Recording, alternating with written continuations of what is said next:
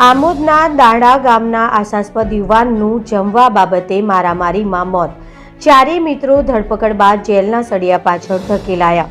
પ્રાપ્ત માહિતી અનુસાર થોડા દિવસ પહેલા આમોદ તાલુકાના દાંડા ગામે રહેતા 5 મિત્રોની જમવા બાબતે મારામારી થઈ હતી, જેમાં એક મિત્રને માથામાં કોઈ વસ્તુ મારી બેભાન અવસ્થામાં તેના ઘરે મૂકી જતા રહ્યા હતા. પોસ્ટમોર્ટમ રિપોર્ટમાં માથાના ભાગે ઈજા થવાનું સામે આવતા પોલીસે તપાસનો ધમધમાટ શરૂ કર્યો હતો અને ગણતરીના કલાકોમાં જ આ હત્યાનો ભેદ ઉકેલી નાખ્યો હતો. આમોદ તાલુકાના દાંડા ગામે રહેતો વિષ્ણુભાઈ પ્રવીણ વસાવા, દાંડા ગામના જ તેના 4 મિત્રો રાહુલ ઉર્ફે મેહુલ પ્રવીણ વસાવા, ભૂમિત અરવિંદ વસાવા, અલ્પેશ ચંદુ વસાવા તથા કનુ ચંદુ વસાવાએ મરણ જનાર વિષ્ણુ વસાવા સાથે જમવા બાબતે મારામારી કરી તેમજ માથામાં કોઈ વસ્તુ મારી બેભાન અવસ્થામાં ઘરે મૂકી ભાગી ગયા હતા.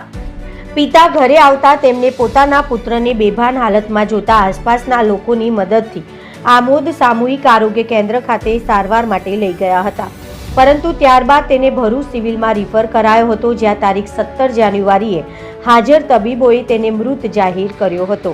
ત્યારબાદ તેની લાશને ઘરે લાવવામાં આવી અને પિતાને તેના મોત અંગે શંકા જતા તેમણે પોલીસને જાણ કરી અને પોલીસે તાત્કાલિક દાંડા ગામે પહોંચી મૃતકની લાશને પોસ્ટમોર્ટમ માટે મોકલી હતી.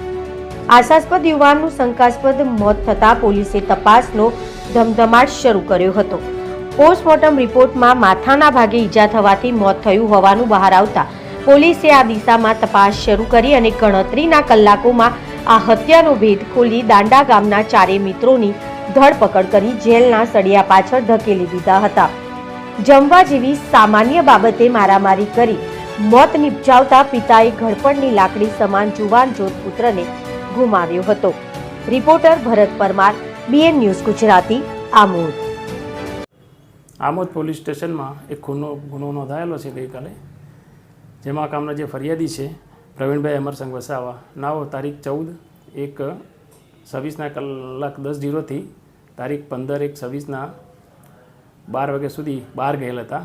તે દરમિયાન એમનો જે છોકરો છે એનું આ કામના જે તોમતદાર છે રાહુલ ઉર્ફે પ્રવીણ મેહુલભાઈ વસાવા, ભૂમિત અરવિંદભાઈ વસાવા, કનુભાઈ ચંદુભાઈ વસાવા તથા અલ્પેશ ચંદુભાઈ વસાવા નાઓએ માતર ગામની સીમમાં જે સિગ્મા કોલેજ છે એની બાજુમાં ઈંડાની લારી ઉપર તથા સાપા ગામ તરફ, એક્સપ્રેસ હાઈવે તરફ તથા ઓછણ ગામની સીમમાં ઈંડાની લારી પર જમવા બાબતે આ કામના જે મરણ જનાર છે વિષ્ણુ અમરસિંહ વસાવાના સાથે ઝઘડો થયેલો હતો, જે દરમિયાન તેમને નાની મોટી ઈજાઓ કરી હતી તથા બીજી જગ્યાએ પણ તેને માથામાં તથા એના કાનના ઉપરના ભાગે મારવાથી તે બેભાન થઈ ગયેલો હતો. ત્યારબાદ આ કામના જે તોમતદારો છે એ ફરિયાદીના ઘરે એટલે ભોગ બનનારના ઘરે એને બેભાન અવસ્થામાં મૂકીને નાસી ગયેલા હતા.